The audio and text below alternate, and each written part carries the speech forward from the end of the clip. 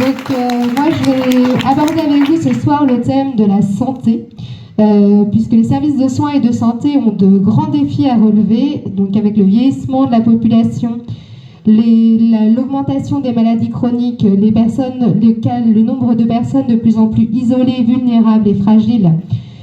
Mais ce que veut le gouvernement, et ce que fait le gouvernement aujourd'hui pour la santé et les soins, c'est de la rentabilité. Le problème, c'est que la santé, ça ne se marchande pas, ça ne se vend pas, et que gérer un service de soins comme un service entrepreneurial, ça ne tient pas dans le temps. Les études auprès des professionnels montrent que de plus en plus d'internes sont sous anxiolytiques pendant leurs études, que de plus en plus de professionnels se suicident en légitimant leurs actes par leurs conditions de travail, qu'un tiers des infirmières cessent leur activité au bout de 5 ans d'exercice, que 30% des médecins ne s'installent pas après avoir obtenu leur diplôme, avec une politique néolibérale qui fait de tous les pans de la vie quotidienne, dont la santé, une marchandise. Ce qu'on attend, c'est de la, effectivement, rentabilité que ça rapporte. Sauf que c'est pour ça des économies, des économies, des économies, de moyens humains, de moyens matériels. On ferme des lits, on ferme des services d'urgence sur plusieurs circonscriptions et on brade la santé. Ce n'est plus possible. Combien il faut de morts, combien il faut de familles désespérées qui pleurent de savoir que leur parent est mort dans un couloir de l'hôpital. Combien il faut de gens au bout qui sont laissés seuls chez eux pour qu'on tire la sonnette d'alarme. Nous, avec le nouveau Front populaire, on trouve qu'il est déjà trop tard, on a dépassé les limites de ça. Il faut redonner à la santé les moyens dont elle a besoin pour que les soignants ne se sentent plus en situation d'incapacité, de situation de maltraitance auprès de leurs patients, qui puissent les accompagner dignement dans leur pathologie. Ça suffit d'avoir des patients qui ne peuvent plus avoir de soins parce que le traitement n'est plus disponible. Il faut absolument qu'on redonne des moyens à l'hôpital et aux services de soins, quels qu'ils soient.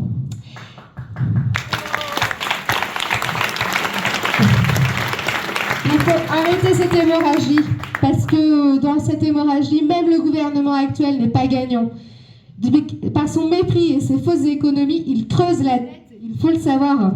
Le 30 juin et le 7 juillet prochain, donnez du souffle aux professionnels, redonnez de la dignité aux patients, votez le nouveau Front populaire.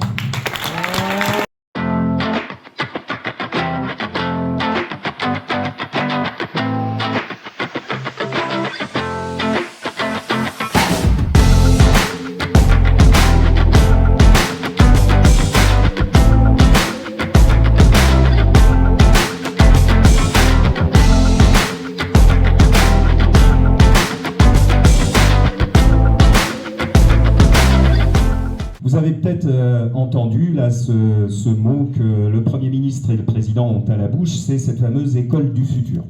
Bon.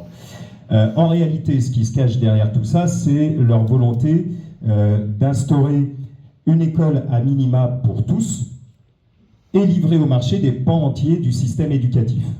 Que ce soit l'enseignement privé, que ce soit le coaching, que ce soit les cours particuliers, toutes ces choses-là, et c'est d'ailleurs une vision qu'ils partagent totalement avec la droite et avec l'extrême droite. Alors, cette école du futur, c'est finalement leur réponse néolibérale, non pas à la crise de l'école, mais en réalité à celle du capitalisme, puisqu'elle vise à servir leurs intérêts.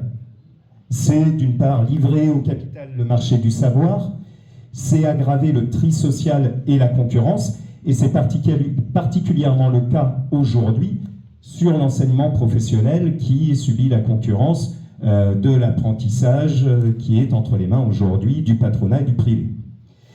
Et à côté de ça, l'autre problématique, c'est que l'éducation est confrontée à une crise des vocations. Et là, les causes sont facilement identifiables. C'est d'une part la dégradation des conditions de recrutement, c'est une rémunération faible en France en comparaison aux autres pays de l'Union européenne, c'est des attaques récurrentes contre les métiers de l'éducation, et puis c'est ce projet libéral pour l'école qui ne répond ni aux besoins ni aux attentes. Et nous, ce que l'on propose, c'est un grand plan d'urgence pour l'école, qui propose à la fois de répondre aux besoins immédiats et de construire un système éducatif qui vise l'émancipation de tous sans abaisser l'exigence d'une culture commune de haut niveau.